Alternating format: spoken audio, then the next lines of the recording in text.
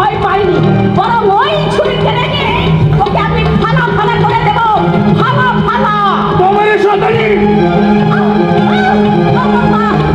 তুমি আমাকে বাঁচাও, রক্ষা করো বাবা, রক্ষা করো।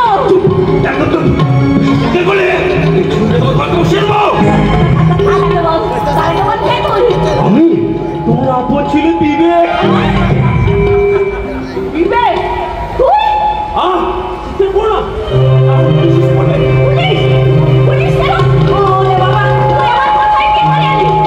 আচ্ছা পুলিশ কি কর্ম করার পিছনে চলে, বরং যাদের পিছনে বিপদ আছে তাদের পিছনে না গিয়ে সারা আমাদের মতো বেকারদের পেছনে না কাকের মতো লেগে থাকে। তাছাড়া তুমি তো জানো মাতাশ্রী, আমার মতো জল বিদ্যুৎ থেকে জন্ম নেওয়ার জন্য তোমার গুণলের মতো কিরকিকে রাখছো কেন মাতাশ্রী? তোমার পাপড়ি তো আজ আমি বেকার, সেই জন্য কাল রাতে দিয়েছিলাম বলতে দেখি আমি বেঁচে আছি।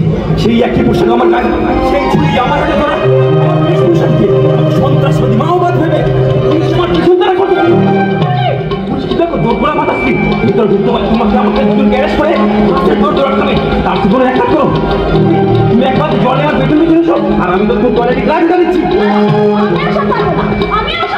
পুলিশ কিন্তু দৌড়তে করে লাগছে মাতাশ্রী।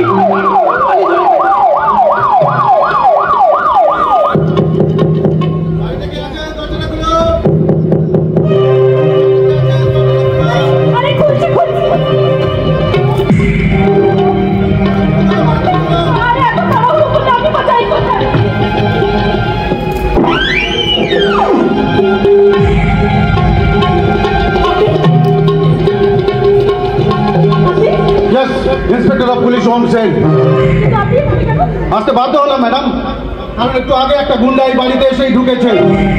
গুন্ডা নয়, পুলিশ। হোয়াট? কি বলেন? আপনার মূর্তি দেখে সেটাই তো মনে হচ্ছে। তার আগে এর আগে আপনি ছাড়া এ বাড়িতে আর কেউ ঢোকেনি।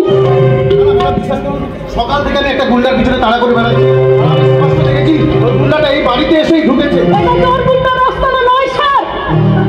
তাছাড়া আপনি তো দেখলেন দরজা করা লাগানোর পর দরজা খুলে আমি আপনার সামনে দাঁড়িয়েছিলাম। তাহলে কি আমি ভুল দেখলাম? না না না ম্যাডাম, আমি স্পষ্ট দেখেছি গুন্ডাটা এই বাড়িতে এসেই ঢুকেছে। ভুল দেখেছেন, বর্তমানে এই ঘরে আমি আমার শাশুড়ি ছাড়া আর কেউ নেই। সুতরাং ওকে ম্যাডাম, আমি এখন চলে যাচ্ছি।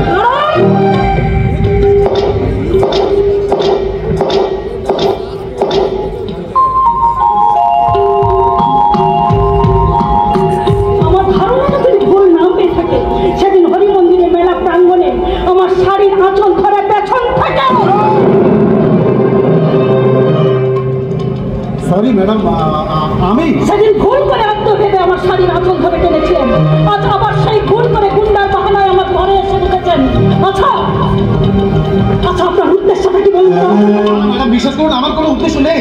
আপনার উদ্দের উপরে বিশ্বাস থাকলেও আপনার উপরে বিশ্বাস না। কিন্তু ম্যাডাম আপনি আমার কথা শুনুন। আর নিজেকে সাফাই দেওয়ার কোনো প্রয়োজন নেই। পুলিশ সম্বন্ধে যেটুকু ধারণা ছিল সেটুকু আজ আমার শেষ হয়ে গেল। আপনি কি বলতে চাইছেন আমি একটা বাজে লোক? নিজের চোখে সবকিছু দেখাশোনার পরে কি করে বলি যে আপনি ভগবান? ম্যাডাম আপনি আমার কথাটা তো শুনুন। আর কোনো কথা শোনার ইচ্ছা আমার নেই, আপনি এখান থেকে আসুন। আমি চলে যাচ্ছি, তবে যাওয়ার আগে আপনাকে একটা কথা বলে যাই ম্যাডাম, আপনি আমার সম্পর্কে যে ধারণা করেছেন সেই ধারণাটা কিন্তু সম্পূর্ণ ভুল। আর এই ভুলটা একদিন ভেঙে দিয়ে আপনার মনটাকে আমি পরিষ্কার করে দেবো। আর সেদিন বুঝবেন এই পুলিশ কোনো পর নয়, ঈশ্বরের মতো একান্ত আপন। ইয়েস ম্যাডাম, বর্তমানে পুলিশের ভূমিকা থেকে তাদের সঙ্গে আমাকে ঘুরিয়ে ফেলবেন না ম্যাডাম। একটা কথা মনে রাখবেন, মিটিং মিছিল নানান অভিযানে এই পুলিশই কিন্তু স্পটে আগে যায়। রাজনৈতিক দ্বন্দ্বের গোলাগুলিতে এই ভয়াতুর মানুষগুলোকে পুলিশই কিন্তু ঢাল হয়ে প্রোটেক্ট করে। খরা বন্যা প্রাকৃতিক বিপর্যয়ে এই পুলিশই কিন্তু অসহায় মানুষগুলোকে সাহায্য করে। তার কারণ শোন রে মানুষ ভাই, সবার উপরে মানুষ সত্য, তাহার উপরে নাই। মাইন্ডেড।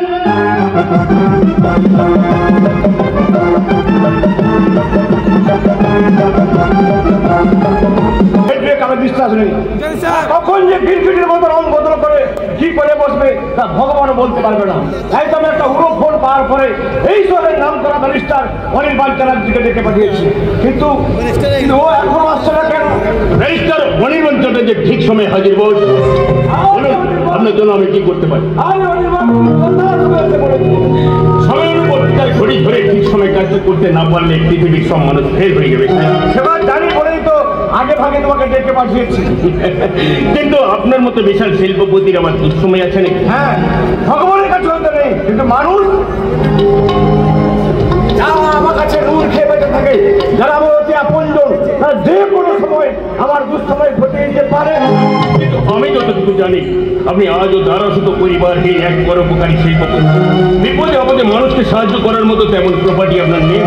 আমার খবর যা আছে, এখন আমি কোটিপতি অনির্বাণ। সেটা আমি জানি স্যার, আর সাথে ও জানি আপনার এক ভাগনা মহাবীর বাবু ছাড়া ওই প্রপার্টির হকদার আর কেউ নেই। না, ওকে আমি কিছুই দেবো না। আপনি কি বলছেন স্যার? ঠিকই বলছি, তিন উপরে কেউ নেই বলে আমার বোনটা মারা যাওয়ার পরে ওকে এখানে রেখেছিলাম, দিয়েছিলাম কোম্পানির দায়িত্ব। কোম্পানির কাজ তো দূরের কথা, সবসময় করছে না টাকা, মদ মাংস মেয়ের পেছনে উড়িয়ে দিয়ে ও বিষ করে তুলেছে। হ্যাঁ, সেই বিষ হয়তো আমাকে ফিনিশ করে দিয়ে এই প্রপার্টি নিয়মে তুলে দিতে পারে। আর যখন সবাই বলবে এদেশের একাধিক শিল্পপতির মতো আমিও ছোট 2 নম্বরই, তাই তুমি এমন একটা উইল করো যাতে মহাবীর এই প্রপার্টির হকদার না হয়ে আরো অ্যাটর্নির মতো ভোগ করতে পারে। আর তা না হলে এই প্রপার্টি রামকৃষ্ণ মিশন আন্দোলনে চলে যেতে পারে।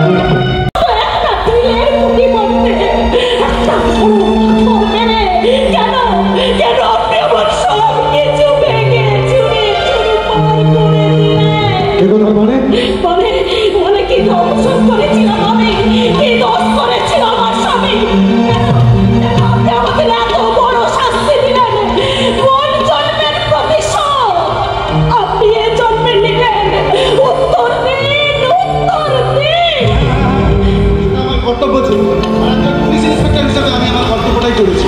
আর তাছাড়া আপনার স্বামীকে আমি নিজের চোখে খুন করতে দেখেছি।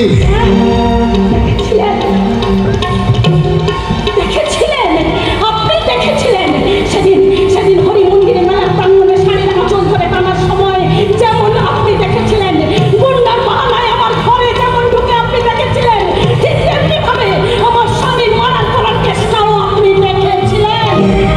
না, কোনো দেখানি আপনার সত্যি ছিল না। আসল সত্যিটা হলো আপনার মূর্তি নিচে লুকিয়ে থাকা একটা কুৎসিত চেহারা, যে চেহারার মধ্যে লুকিয়ে আছে একটা কামান ভদ্র। কোথায় লাগাবেন? ভুলে যাবেন না, এটা আপনার বাড়ি নয়, থানা। আর একজন অনেস্ট পুলিশ অফিসার হিসেবে কেউ আমার কাছে পর নয়, সবাই আমার কাছে আপন। তাই আমি কারোর প্রতি কোনো অন্যায় করিনি। আপনিও মনে রাখবেন, ধর্মের কল বাতাসে নড়ে। ঠিকই বলেছেন ম্যাডাম, ধর্মের কল বাতাসেই নড়ে। একদিন আমিও ন্যায় বিচার করে ঈশ্বর হব। আর বলো, চোখ থাকতে যে অন্ধের অভিনয় করে সে কিছু দেখেও দেখে না, আর কিছু শুনেও শোনে না। তাই আমিও বলে যাচ্ছি, আপনি পুলিশ নন, একটা পশু।